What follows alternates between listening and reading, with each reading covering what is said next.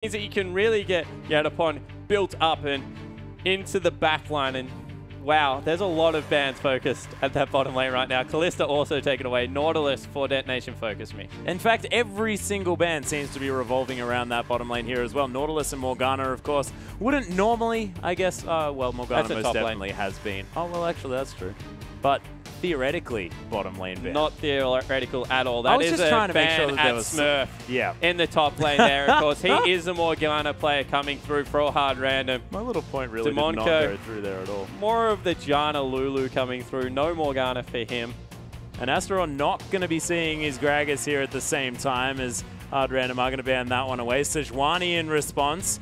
And Symphony has been the one prioritizing that. Astaroth not really worried about the Sejuani pick too much. Does still love the Jarvan, but Smurf just going to lock away that Rek'Sai straight away for Symphony. Yeah, and Rek'Sai being picked up. We mentioned that this isn't a shared jungle pool, so prioritizing Rek'Sai, that blows my mind because Astaroth doesn't really go for something like that. As we said, more interested in the Nunu. I think that now that's being taken away, he'll go something like an Udyr or at least Sin on the current patch.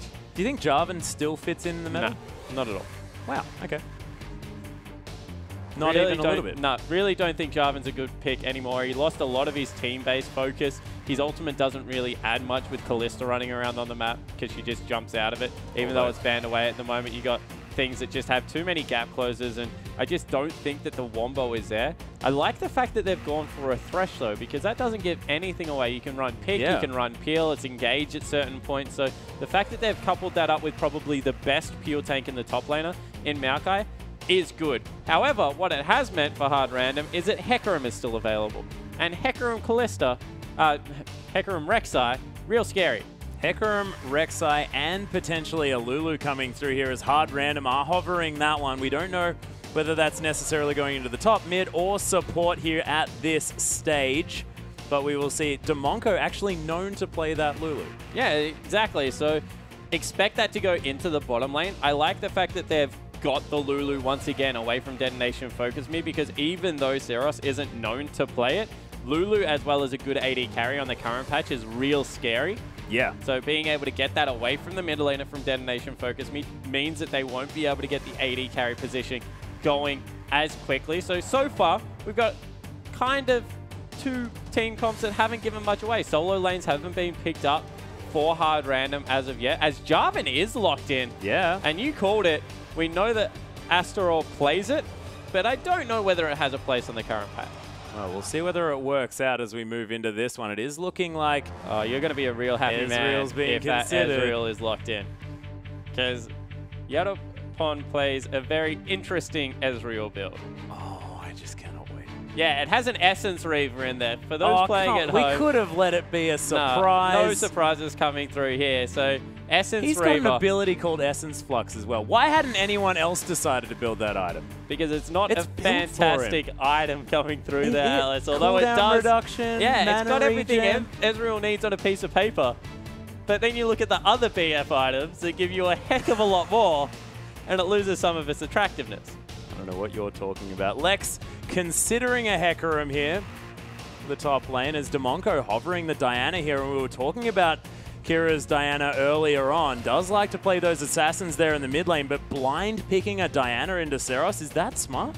Yeah, it's kind of strange coming through because Diana, she is a little bit risky being melee, but then again, she doesn't really have that many hard counters outside of maybe something like an Orianna that I actually haven't seen Seros play. So I don't mind the blind pick into it too much. We'll have to be careful with some of the lane matchups. However, that Hecarim is going to be really scary again. We mentioned how good Hecarim is at zoning out an AD carry solo. We saw it firsthand in the last game. The fact that it was able to go through third rounds of picks is mind-boggling for me. Yeah, it's completely ridiculous. And actually having a look over at the hard random lineup here, you've got Diana diving in with her big shield, which actually stacks up a little bit faster now. You've also got that wild growth on top of it, and the fact that you're not going to be kited as heavily because you have the on the hunt. There's a lot of augmentation for this Diana to really get work done. Yeah, there certainly is. So I like what you mentioned there, because realistically, Sivir is a hit R and go bot again in this team comp. There are 3 huge divers, and a Lulu on the lineup, which is going to mean nothing but good things for Hard Random. Like the comp they've put together, Diana surprisingly tanky in that mid lane as well, so fits the MO that we're going for here. On the other side of the rift, Syros has picked up Azir, and we were speaking about control mages really countering out Diana. In lane, going to be a good matchup coming through for Azir. However, out of lane, they're not really going to bump heads because Diana, she wants to go do a split push thing, try and assassinate people from the flanks. Azir is all about that team fighting and setting up siege potential for his team. Yeah. You put a turret behind you, you put your wall in front of you, all of a sudden you got 15 sand soldiers, people are going crazy everywhere, and you take turrets ridiculously quickly. So they're going for two kind of different team comps here, and I want to see how it works out head to head. We mentioned the fact that CIS coming into this much more team orientated. They've set up kind of a 1-3-1 split push comp here. Yeah. On the other side of the map, you can see where the protect the AD carry focus is coming through. You got some peel and thresh. You got a Jarvan. You got Maokai for his ultimate coming through. You got Azir to push everyone away. A lot of pressure now on Syros and Udapon to carry this game. Yeah, and a lot of area control coming through here from FocusMe as well. They've got Ezreal, who's super safe, and then everyone who can really ruin these fights. Yeah, there certainly is. So people that can shove you around, create walls. We've seen Azirs do crazy things with their ultimate, people getting bounced in and out of that thing. But the other thing I want to touch on quickly is in the top lane, Smurf didn't take Smite. No, he's still got the Ignite. He took Ignite, which is a little bit different. Means he doesn't have the clean item build. The reason I like Smite so much on Hecarim is it cleans his item build up a lot. No longer do you have to choose, am I going aggressive or defensive? Because you get a reasonably good laning item because of the aura that comes out of Cinderhulk. Yeah. You get some nice scaling for late game, but it's actually a ridiculously good duelist item. So it gives you kind of the offensive flair without having to commit to a Trinity Force, which is just so expensive. So he's gone instead for a little bit more laning power with the Ignite. Before you pick up the Skirmishing Saber, of course, Ignite's just so good. Yeah. Maybe that means they like to dive top lane and they're going to concentrate on getting bonds in behind, but it's just a little bit different on this patch. Yeah, it is, and they're going in with a double teleport here at the same time, so Diana picking that one up in the mid lane as well. We are going to hop onto the Rift, ladies and gentlemen, but we'll see whether Hard Random are going to go for any exciting shenanigans early on with this double teleport as we are onto the Rift. Hard Random on the blue side. And, of course, Detonation FocusMe on the red heading down this one. And we're not going to have any level 1 face checks this time around, I do not think. No, we're definitely not. We're just going to have everyone spreading out. Kira actually taking Q first. That's kind of, I guess, yeah, I don't know about taking Q against an Azir. The reason for it is because he does a heck of a lot of harass level 1. And generally, it's good to be able to walk up to the minion wave with your W on, get the 3 auto attacks off, use your passive to push it out, and then make the wave shove into him. So you get level 2 first. Yep. And then you can take the Q and start trying to harass. Instead, what that means is probably going to be zoned from level 1 is Kira if Syros plays this lane well. So we'll have to see exactly how that one works out. Take a look at Kazu in the bottom lane. He's just hanging out his Thresh, chilling. Real tanky at the moment. Yeah, definitely tanky. Actually, I looked at his health bar and thought, okay, that could potentially be a Doran Shield. Looked down, not a Doran Shield, still just a Relic. So looks to me like Detonation FocusMe thinking about taking away the little Sentinels here from the blue buff, trying to get to an early level 2. Yeah, so that's what they'll do. They'll take away at least one blue Sentinel there and be able to get some of their work done. As we see Syros as well as Bonzen, they prepped the Wraith camp there. They're able to get all of the CS across onto the mid laner, I believe. Probably not all of them. The big Raptor may not be taken down. Is actually Lex and Demonko going to be taking down the Krugs here? We'll see whether they just take a little one. No, they're going for both. So heading to lane a little bit less healthy, but definitely going to be able to grab that level 2 early, considering the fact that they are going to be sharing that experience, not giving instant level 2 over to either one of them. As Smurf almost actually dying to those Raptors, but is going to be able to head back to base, maybe grab a few more potions and then teleport up to that lane as Bonzen's shoving that one in. Of course, Detonation FocusMe are going to know exactly what happened here from Hard Random, seeing the fact that they lost a whole bunch of their health.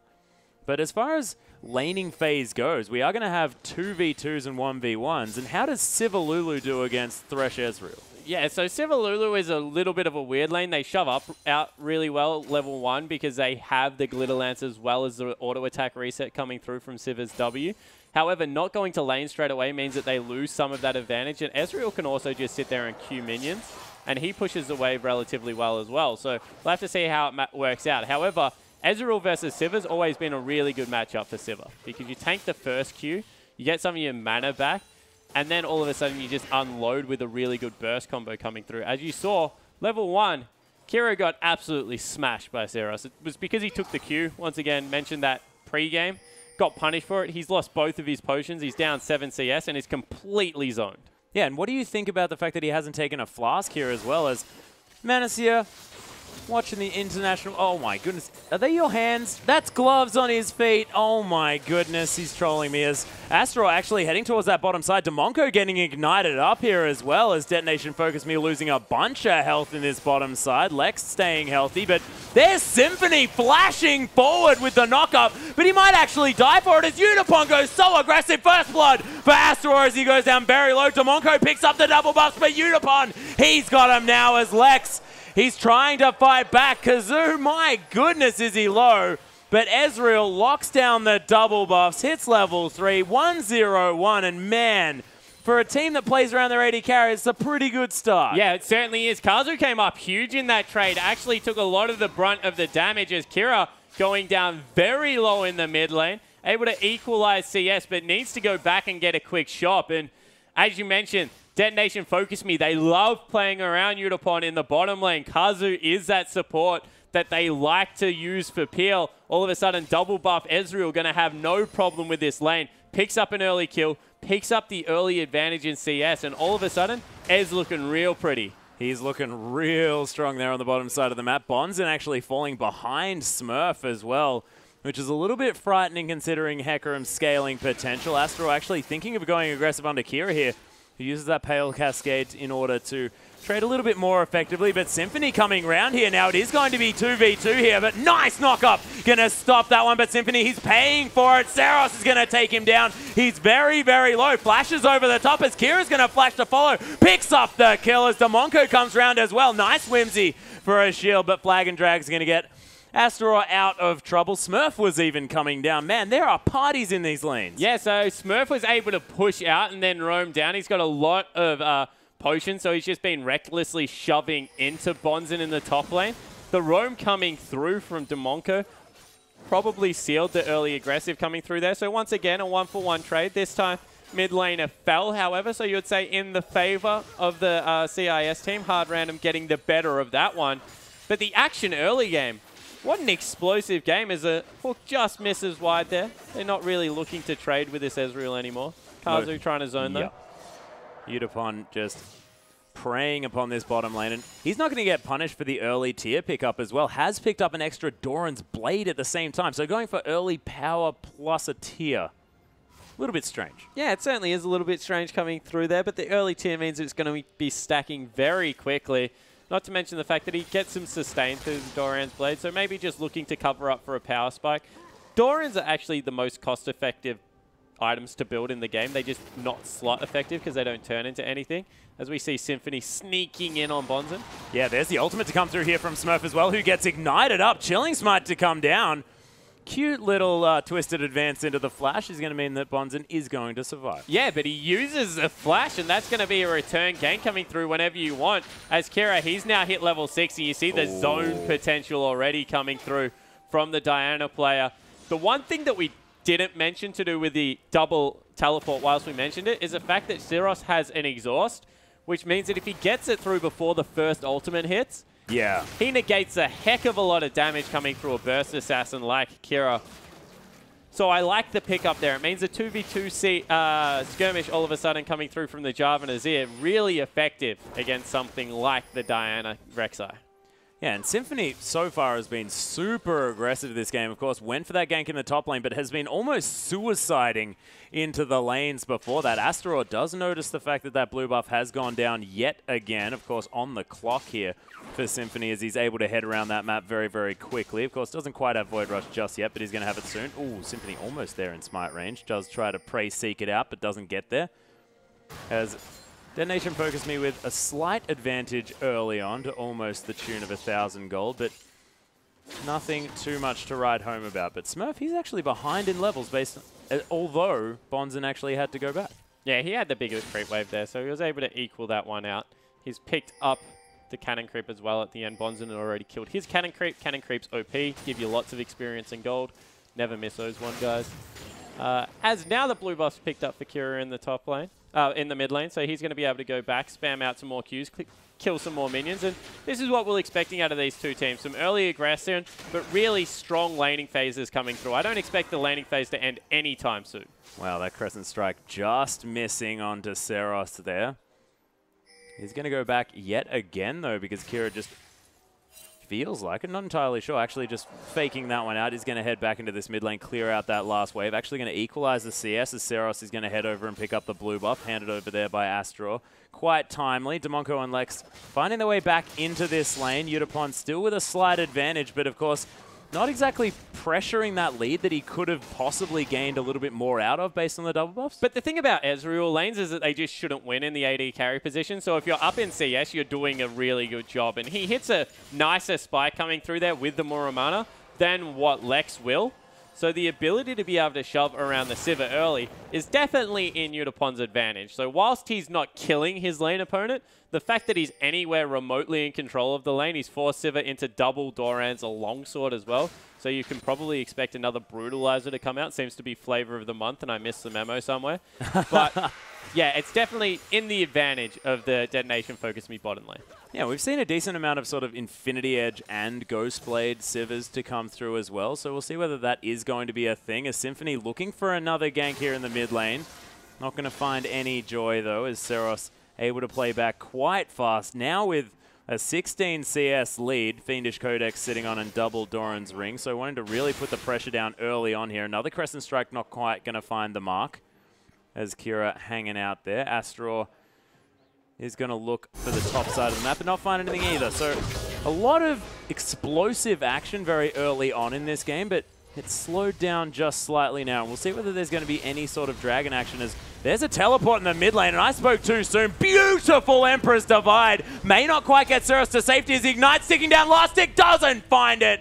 Beautifully played by Seros in the mid. Yeah, so he's able to get away, uses all of his summoner spells, but that might mean the first objective goes down. All of a sudden, hard random, they have to take a look at Dragon. It's about that 10-minute mark. They've forced the mid laner back. Actually, they don't go for it. So instead, just continuing the laning phase out here. They're not able to pick up a kill, so they're just going to continue to roam around the map, see if Symphony can get anything done in the bottom lane. Yeah, not quite able to capitalize too much on that as another ult comes through here from Smurf, looking for the 1v1 as Bonzen does put down the Vengeful Maelstrom, but he's getting rampaged on. Smurf running out of mana here just a little bit, but Bonzen, again, just going to be fine there on the top side. Yeah, and I think that the Maokai at this point a little bit too hard to 1v1 out, so that's a confusing use of the ultimate. Didn't use it in the initial gank. In the end, doesn't get anything in the top lane either. Bonzen, he's got the Catalyst of the Protector already. He's got his passive, just going to be able to heal up on the next creep wave. He'll be completely fine. Even has the teleport advantage. So not much going to happen in the top lane. That was a little bit hopeful, blindly optimistic, probably the word I would use, or a couple of words. In that, and really a huge lull around the map. We've seen spurts of aggression, as you mentioned. Now we're seeing some pushing coming through, but everyone looks like they just want to... Oh, Symphony looking for it as well. Seros really the focus here as there's the Moonfall, the knock up from the Umburrow as well, and lock down the kill. Of course, Emperor's Divide almost off cooldown, but not quite there. That was a huge commit coming through there onto the mid lane, and they're able to pull it off for the fact that he used all of his summoner spells last time to get away. They knew the ultimate wasn't available early, just came back off cooldown, so they're able to go for the repeat gank, expend a lot to get there, but in the end, definitely worthwhile because they're going to pick up the first dragon. Yeah, grabbing the first dragon, of course, hard random only behind by about 6. Oh my goodness! Almost the True Shot Barrage steal. It was down below a quarter health, Spawn. It was an exciting moment. Don't take this away. As we see, just even more farming coming through in the mid lane, and Yutapon, he went for it. He wasn't able to nail it. A little bit of dueling potential now gone from the bottom lane, and we're starting to see Lex and Demonko push out this lane. This is what Sivir likes to do. She finally went for the BF sword, able to get that one, so it was delayed a little bit, but now they're in firm control, at least wave control-wise, because no ultimate coming through from Ezreal means that there is zero pushback. Yeah, and I guess Lex probably on the first back there, of course, after that trade went sort of horribly wrong, wanted to make sure that they had as many combat stats as they possibly could. You can use that longsword later, of course, for a whole lot of different things, so having it sit around there in your inventory, not too much of a big deal. So I actually quite like it now thinking back. Yeah, so the thing about AD carry at the moment, as there's another game. Oh my goodness, beautiful death sentence into the delivery system as DeMonco's going to fall down, flag and drag onto Lex, but On the Hunt is going to allow him to stay safe, but man, Detonation FocusMe with a beautifully orchestrated gank. Yeah, so Astaroth able to get in there, uses the ultimate after the flash to make sure it locks down the support player in DeMonco. He falls off the Rift, and once again, another kill over to Utapon. So they're starting to get their AD carry fed and really going. He's working on the Muramana transformation as we speak, so yeah, really can't fault what the Detonation FocusMe jungler just was able to do. Yeah, and Lex a little bit slow on the fingers there with the spell shield as Utapon trying to get some extra damage down. Actually goes for an aggressive arcane shift. Interestingly done, but not going to net him anything. Blue buff being handed over to the mid laner. I wonder if they go in on Syros again. They know that his flash isn't up for about another, I'm going to say about 30 seconds now. So if they can get another gank in after they pick up red buff, they might be able to take him down one more time. Although Exhaust is available as well as Ultimate. And you feel Diana will deal handedly with Ezreal late game. So currently, probably advantage hard random, even though the gold says advantage Detonation FocusMe. And I want to see how this one works out. Yeah, Utapon actually looking for a Mystic Shot over the wall there as DeMonco heads back into this lane. Actually gives away the position of the ward there, so not worth it. They were actually setting up for a Rek'Sai gank. Symphony was in there, so the fact that he was willing to Q past the wall means that he's not wasting any of the Rek'Sai's time. So a little bit of they're tiny things, but things like that mean that maybe Symphony sticks around for an extra 10 seconds looking for that gank. And then they can make a play elsewhere. Speaking of which, actually now looking for Utapon now. Beautiful fake out on the maneuver, but man, that boomerang almost finishing him off. Another Moonfall to come through here as the Emperor's Divide only gets rid of the Diana. As Saros, man, that was lovely use of the E. Survives another one. Yeah, but has to use Flash on cooldown again, Atlas, and all of a sudden, if Astaroth wasn't there, that would have been a kill because the Flash was still available, Ultimate was still available, coming through from Kira. Would have been able to get in there and affect another gank, and they're starting to pick on Saros. He's staying extremely even in CS, so props to him for really being able to stick in this lane, even though he's starting to get focused pretty heavily. But not much coming through from Kira so far. Yeah, hard random actually reading the MO there as that is going to be the Crescent Strike not going to land. Of course, Detonation FocusMe. I mean, they're going to focus someone, at least, although it doesn't necessarily work for everyone. No, so in the end, they're going to be able to make that one work out. And in the top lane, Smurfy's still doing reasonably well, farming up extremely well, actually, on Hecarim. Maokai wins that lane quite handily as they're going aggressive in the bottom lane. Wow. Yeah, box used, but Lex not going to take any damage from it. Just wanders out of the way casually. Yeah, so in the end, not really much advantage there. Wow. Oh, yeah, teleport to come through from Smurf here. He's looking for something. Now feels like he's in the wrong place as Bonzen going to teleport in as well. And again, another stalemate, but another teleport. Let's get as many teleports down here as we possibly can as there's the Crescent, but beautiful use of a flash onto the Dark Passage. Not quite enough as Kira's going to get speed boosted. They do manage to get one pick. Dragon not up for another minute and a half. But hard random, they use so many summoner spells. Yeah, they certainly did, and we were kind of warned about there's nothing up to fight over, but for some reason they just pick to start up the little bit of a brawl. Smurf, as well as Kira, able to get into that bottom lane, so they win out in the end. Now they're chasing over the whole map to try and catch Kazu, who has Moby Boots. So he's not in much trouble, able to just wander away. Yeah, a little bit of cute stuff coming through there for these guys as Lex down the bottom side of the map is going to use all of his mana to farm this one out. Utapon now is easily going to continue stacking up this mana immune. As just checking it out. Nice little smile there coming through. Lots of people with glorious so beard. many monitors, man. It's beautiful. Beautiful to see this many monitors. I couldn't see past the beard. I'm sorry. I don't know what you're talking about. Oh, I think there was a monitor there.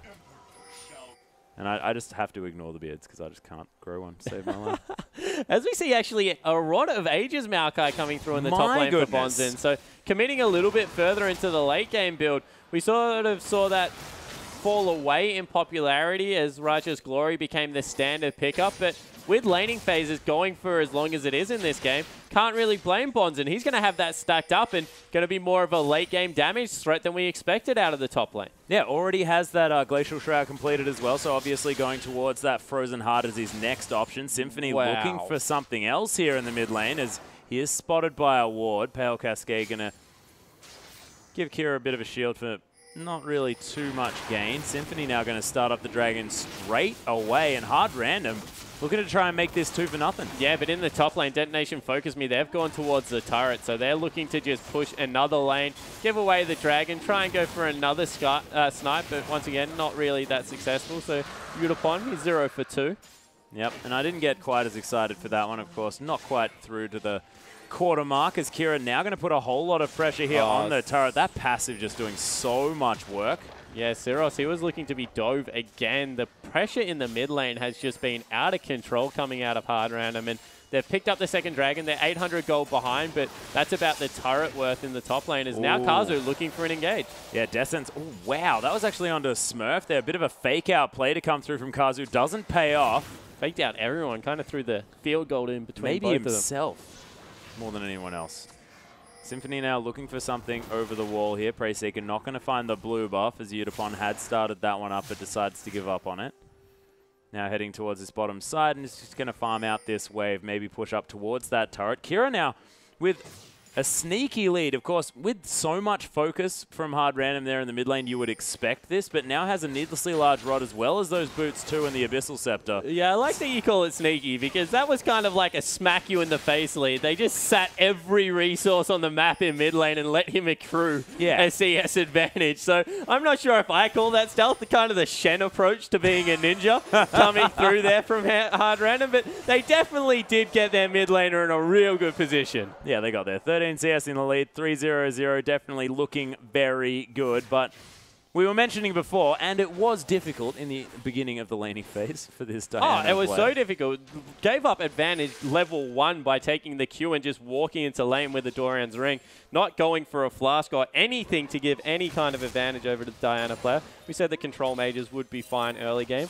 Now that the wow. Oh my goodness, Kira actually taken down there by Syros. 1v1 Emperor's Divide doing a whole lot of work, and Azir, we know that he scales beautifully into the late game, and Syros is definitely demonstrating it. Yeah, well, we were mentioning, we were doing an exercise before the cast, as Syros now being a little bit dove from Smurf, decides against it, of what gets through Emperor's Divide.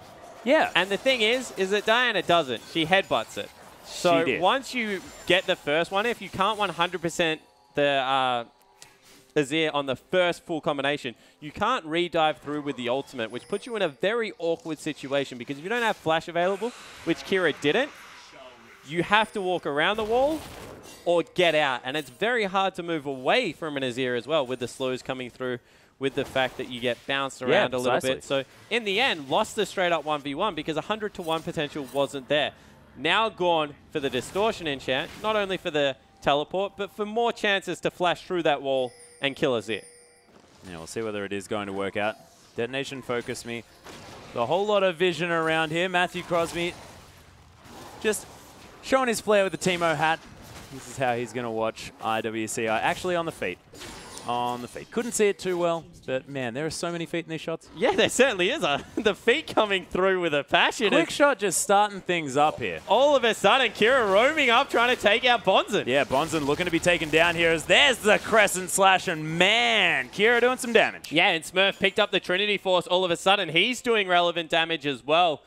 Trinity Force is the rush coming through here for the Ignite Hecarim as now all 4 members remaining for Detonation FocusMe, they move into the mid lane, and Kira's been caught. Yeah, there's the Death Sentence coming through as well. Emperor's Divide underneath the Sun Turret, beautifully timed as Symphony's going to flash out of the Cataclysm. Lex looking for something. Smurf with a beautiful teleport through the backside, but he is not very tanky at this stage as, man, that was a big ride Syros went on. Udapon is going to fall as Kira's back in the fight, and look at the snowballing coming through from this Diana. Seros is there with a beautiful use of the Zhonya's, but not that beautiful as Kira's just going to take him down for the triple. Yeah, so what Hard Random didn't notice was the fact that they were like, hey, that's our turret. But all of a sudden, Azir puts a turret up, and that was effectively a turret dive that got them a triple kill coming up for only one member. That Diana, all of a sudden, went from being really not much of a problem to a huge problem that we have to think about as we go in. We take another look at it. Actually bounced them under the turret, but to relative safety. So a little bit of a misplay coming through from Siroth.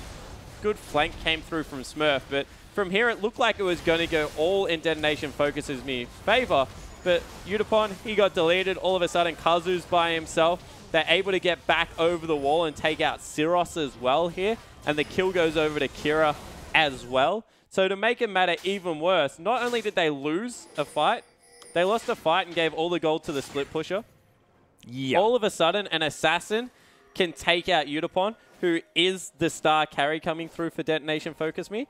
So the Japanese team has actually been its own worst enemy. They've given the...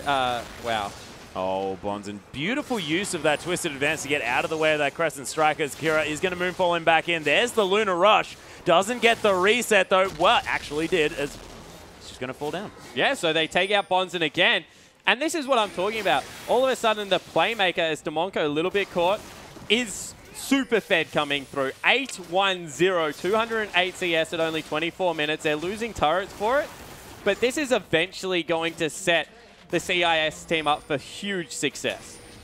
Well, Kira actually heading through for a flank teleport as well. Pale Cascade healing him up, and man, is he trying to get over there as Lex gets it with a beautiful use of the ricochet. Thank you, having Kira. a giggle. I love when players just show exactly what I was talking about. So Kira tried twice unsuccessfully to dive through the wall. Yep. Got bounced twice. So as I was doing my best to ignore it. If it's not a blink, you can't get through. Well, it is going to mean third dragon here for Hard Random.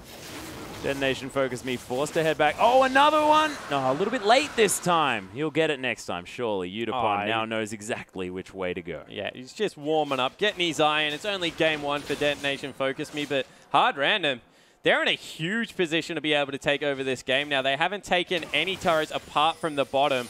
And if they set Diana up in a lane, she's going to be able to really... Wow.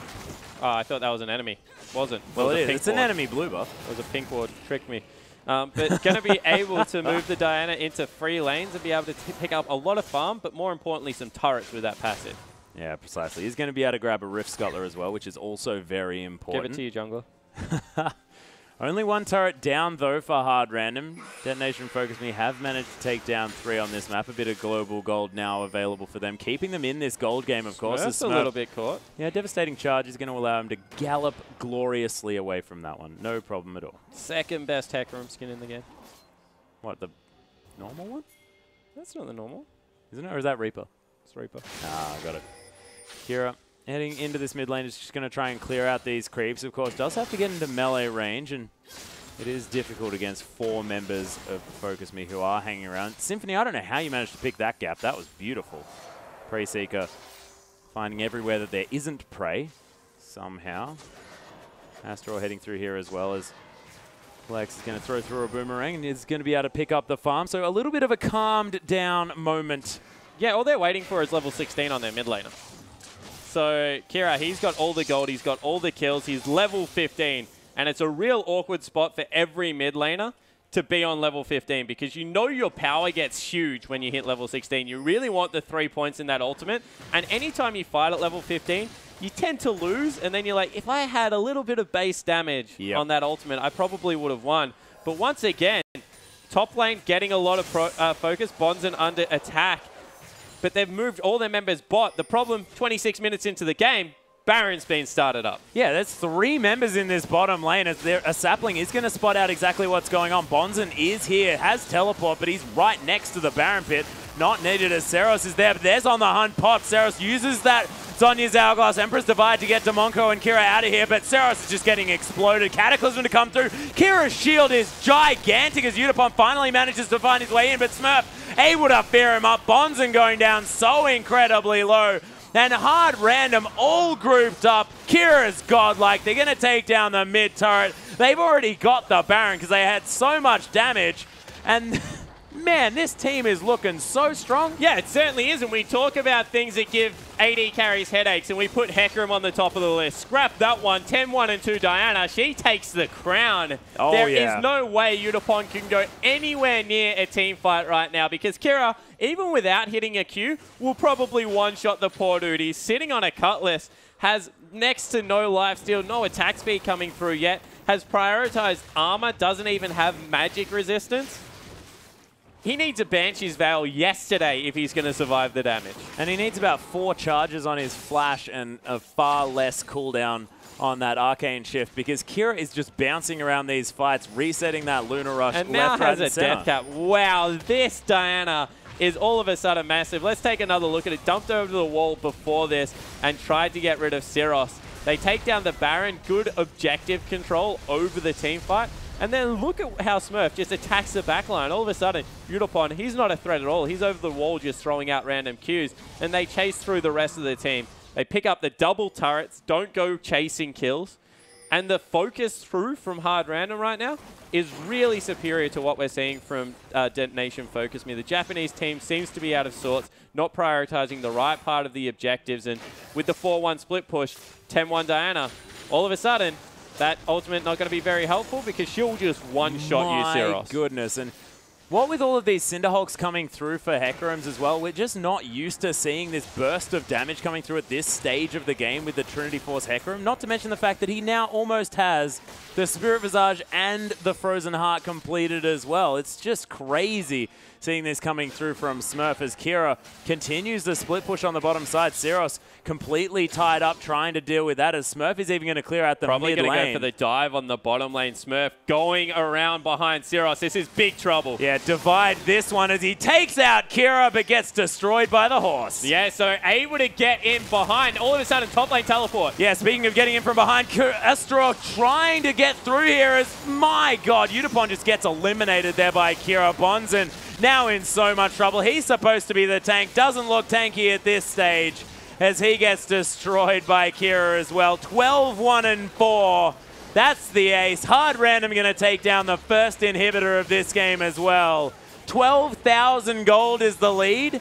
And this CIS team, they're probably going to win off that. Yeah, they certainly are looking to push in the base. Atlas, I was confused why they were prioritizing mid lane so high. Syros seems to be dealing with it. Now you see how Kira was able to take over the rest of the game with an advantage. Oh, yeah. What a composition coming through from Hard Random. They sacrificed top, they sacrificed bottom a little bit, turned them into farm lanes, but then absolutely destroyed the map through a mid lane tactic. Yeah, it was really beautifully played, and they were timing the flashes so wonderfully as well. They made sure that they came back at the very last second of that flash cooldown to kill Syros, and that was a 3-0-0 Diana in a lane that he was getting bullied in. Yeah, exactly right. And, you know, Azir should win that lane, so throwing the attention there means that all of a sudden you can't push, you can't zone, you have to play a little bit more carefully. Azir known for being incredibly squishy, and it was just that one team fight around mid lane. They got Diana to a point that she was okay, she was still manageable, but the one with the Sun Turret where they pushed the team out, they actually chose to fight when Bonzen had died top lane, if you remember. So it looked like a 4v4, but really there was a 5th member that could join for Hard Random. And in the end, off the back of that, they just wiped the floor with Detonation FocusMe. Yeah, and when you've got a Diana on, you know, what was it, 7-1 after that point, you said that things were going to go horribly wrong. I didn't quite understand the extent of which you were correct, but man, he just went completely ballistic. And this is the thing, like, Detonation FocusMe, you saw their tactic. They were hoping to get the blue Ezreal to a point late game where just a kite monster wasn't able to be one-shot and could just throw out all the Qs, kite back consistently. They had a very good team comp for it, but with the pace that Diana was accelerated, outside of the fact that there was a Hecarim who's a very good anti-carry, the fact that Diana just got so huge meant that in the end, Udapon could be one-shot. Yeah, well, it was sort of 1 or 2, but the fact that you're Diana as well means that Lunar Rush keeps getting reset by that Crescent Slash, and you just constantly get dove on over and over again. Not to mention the Moonfall coming through, Pale Cascade making you so sort of pseudo-tanky at the same time. You can really get in amongst this one, and what with Wild Growth on top of it, man, and Symphony as well. I mean, he went a little bit unspoken there, made some super aggressive plays, which in the early game may have looked over-aggressive, but worked out exactly to be how Hard Random wanted it to work. Yeah, and the thing is that Symphony was matched well early by Astaroth. Yeah. But then he kept up the aggressive plays, whereas Astaroth kind of retreated into the jungle. So whilst Astaroth was happy to camp bottom lane, and I think that Symphony recognized that. That's why he was going mid more often, going top more often, recognized that the camp was around bottom lane. And if he ganked there, they were going to get counter-ganked. In the end, he just took the pressure elsewhere. And Udapon, he was happy to farm, but the rest of the map just got crushed. Yeah, and is this sort of the result of having a team that has a sort of very one-dimensional playstyle, this, okay, we're going to get behind our AD carry and play it out that way, and then Hard Random were like, okay, well, that's how you're going to play. We're going to focus the rest of the map, and we're going to play this game our way because we're a little bit more flexible? Could that have been a strategy going through? I think it was just recognized, the fact that that's how they wanted to play for that particular map. I think Detonation FocusMe can mix it up a lot more than people are going to give them credit for off the back of that one performance. They definitely do concentrate around the AD carry, but their mid laner, Syros, is much better than what he showed in that match. I think that... Well, actually, he showed a whole lot of really fantastic Azir mechanics. He showed really good early and then just got too far behind. So I think that it was a very... Like, you don't expect for 10 kills to be on a map and 8-1-1 to be the Diana score. That's a really accelerated Diana to the point that you can't deal with it anymore. No, and we actually saw that demonstrated. And speaking of which, let's go to a replay and see exactly how fed Kira was. Yeah, exactly right. So this is a Baron fight where, in the end, Detonation were caught way out of position. So FocusMe is heading up the map. The CIS team, Hard Random, they've already started up the Baron. And when we roll this out, you're going to see Syros take a heck of a lot of damage and have to pop Zhonya's. And this is huge, because all of a sudden, he's trapped between a rock and a hard place and can't retreat anywhere. But what really turned the fight is this moment here. Smurf dives onto the backline, and all of a sudden, Udapon is over a wall firing Qs when really he should be in mid lane, hiding backwards with the rest of the team. He chose to go over a wall instead of going directly backwards, probably saved his life, but needed to make the higher risk play, kite back and try and deal with the Hecarim, because in the end, he just let two members of his team be collapsed on, and it was legitimately a meat grinder. Yeah, they just absolutely ground the rest of his team to a pulp, and then just ignored him.